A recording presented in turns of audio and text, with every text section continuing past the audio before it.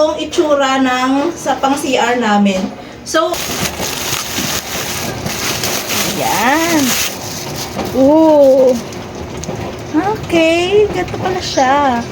So, ito kasi is bagay na bagay pag naliligo tayo sa CR. Bakit?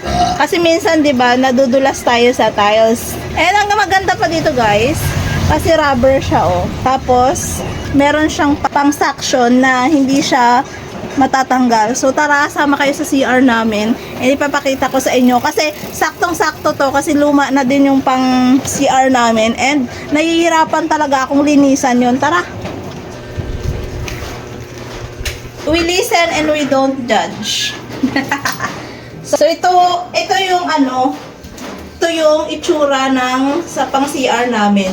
Nililinisan ko, pero yung dito sa loob niya, kasi nga, tingnan mo siya.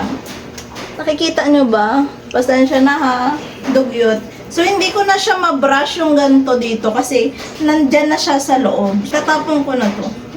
Tapon mo na. Ganyan kasi yung itsura ng flooring ba namin. So, kahit anong brush mo, hindi na siya nalilinis.